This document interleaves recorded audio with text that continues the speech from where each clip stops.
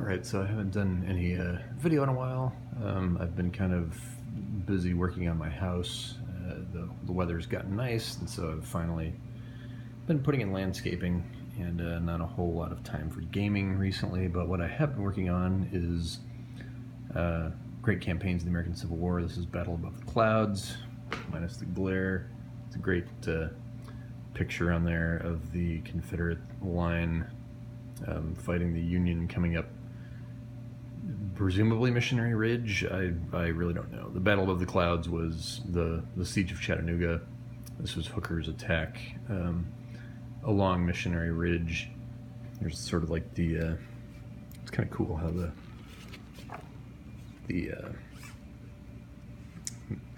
manuals fit together here because they form like the complete picture, which is kind of cool.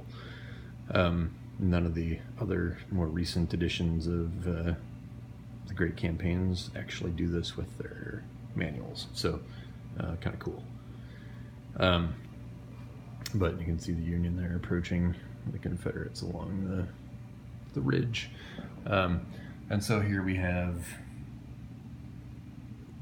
the Union position. This is Chattanooga here, and then surrounding, I've used force markers because there's stacks of crap all over the place.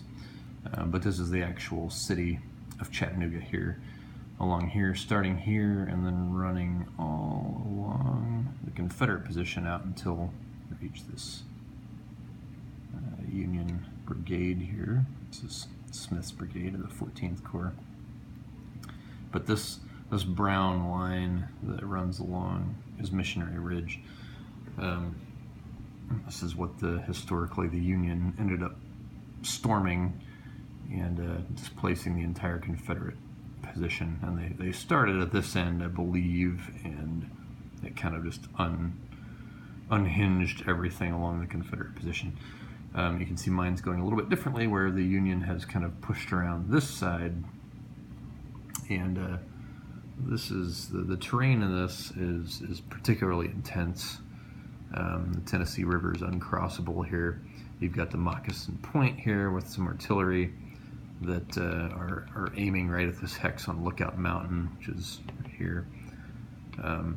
Any Confederate troops that try and pass through this hex, if you have 2 points worth of Union artillery here, can get bombarded and have their movement stopped.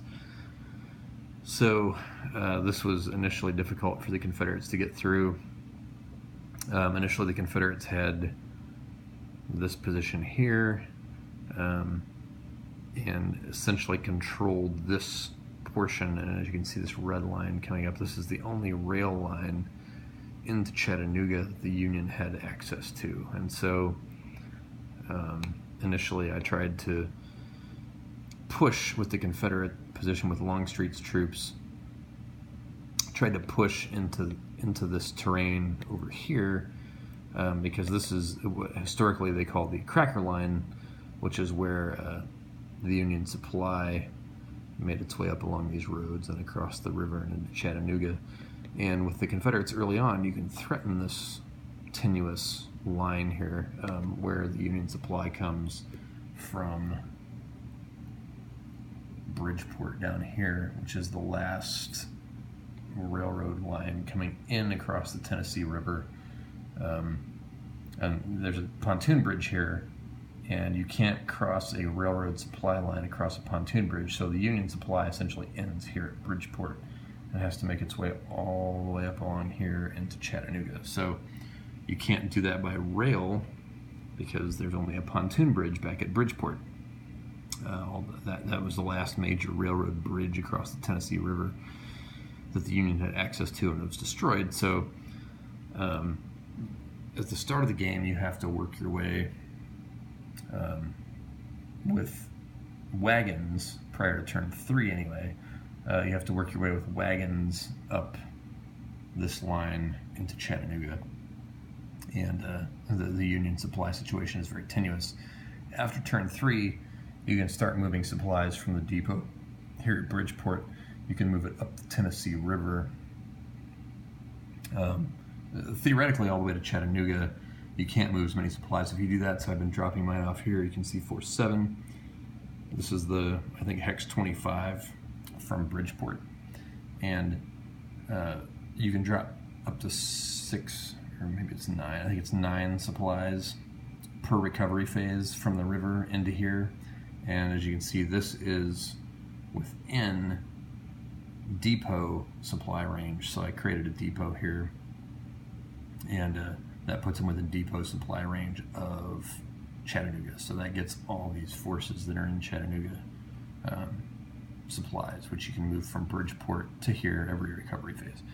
So after those initial turns, the wagon trains become a little less important because, but that's assuming that you can control this space here. And early on, the Confederates can get their troops into this terrain over here, especially their cav, and cause real problems for the Union supply chain. So fortunately, I was able to, with the Union, get some infantry forces, and so there's a number of 14th Corps infantry brigades and divisions in these two spaces, and I was able to push them, push Longstreet back. Longstreet eventually fell back to the line here, because there is a concern if you move too many Confederate forces out of these lines to try and push over here at the supply, that the Union can catch one of these units. You know, if you leave a skeleton crew behind, that the Union can catch them weakened and potentially pierce through the Missionary Ridge siege line, essentially, and break it, which you don't want to have happen, obviously, as the Confederates. So you're kind of trying to carefully balance what you're pushing the Union supply line with versus what you're using to actually besiege the forces, because the Confederates did not have a lot more forces, and in fact, once Hooker arrived with his divisions from the 11th Corps, the Confederates were actually outnumbered, so they were trying to besiege a city with fewer numbers. So the problem for the Union is that once the Confederates have entrenched and or fortified their positions along the ridge, which I've done by now,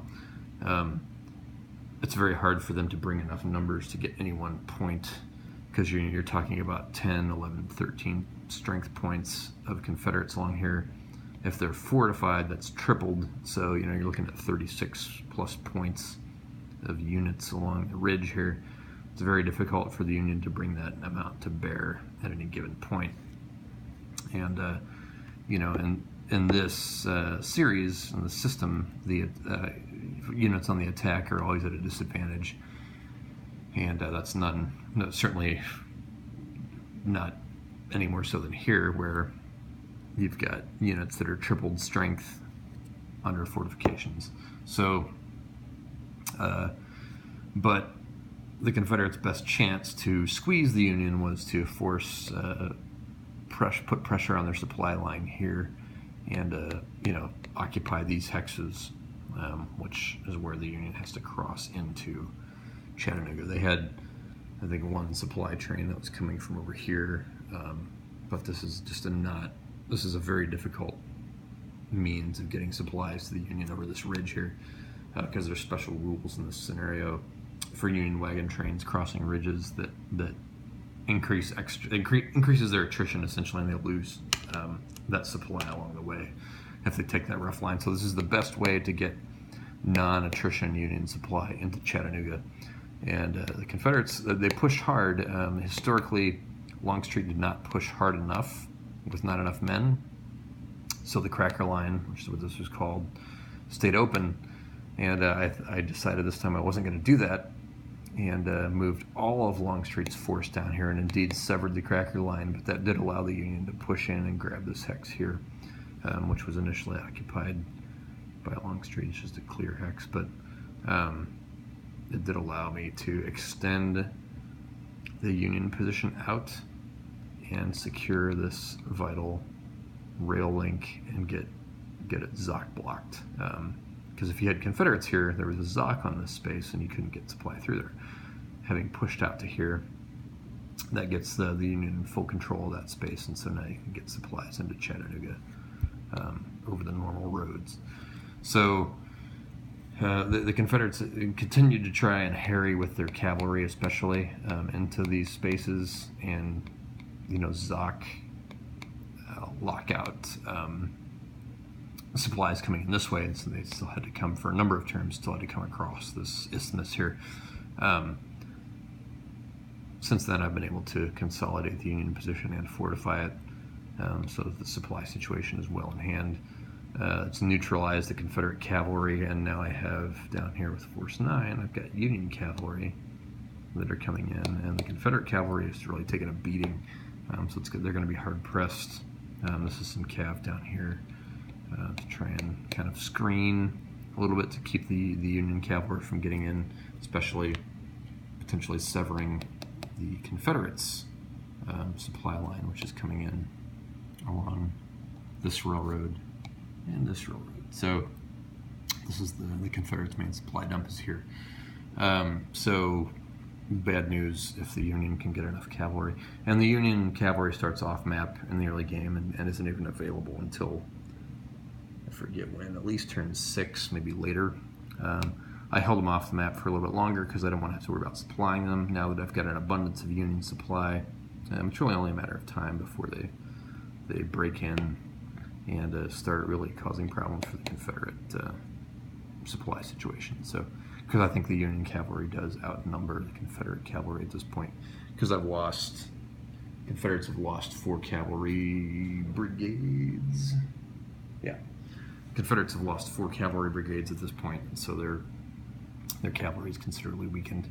I was probably doing too much with it over here and engaging infantry too often, trying to threaten the Union supply here, as you can see, ultimately for naught.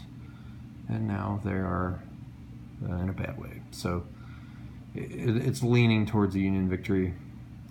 Just on casualties alone, the Confederates attacked a lot more and lost a lot more men, and so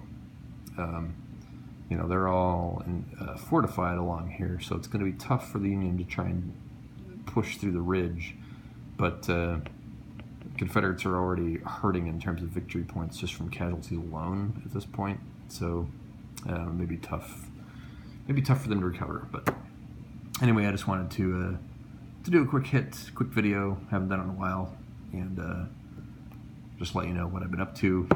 On the other tables in the basement, I've got Gloomhaven going on over there, so that's why usually I've got multiple games set up, but my other big sort of network of tables is occupied by Gloomhaven. We've got four of us playing through that, so that's why I don't have as much wargaming going on right now, because my table space is sort of taken up. I do have Iron and Oak out, where I've set up the sort of walkthrough of play scenario to do, because I'm sort of on a big Civil War kick right now and interested in finally getting around to learning Iron and Oak, 5 years after it came out. So it's going to take a while to get. I've got stuff that I've had for longer than that even that I haven't played yet, so it's going to be a while. Over here then clipping Proud Monster Deluxe from Compass, which is Eastern Front, World War II, Operation Barbarossa, and into 1942. It's going to take a while to clip that. I've got, I think, 4 counter sheets in, and there's 10 total counter sheets. So, yeah, taking my time on that one. But anyway, that's just a quick look. This will probably be the only Battle Above the Clouds video that I'll do. I'll probably wrap this up before I do any more video and move on to one of the reasons I was playing it was to sort of prep for, you can see over there, roads to Gettysburg and Atlanta is ours. I'm kind of hankering for some Gettysburg action, so next up maybe roads to Gettysburg after I do this. So anyway, just a quick hit. Thanks for watching.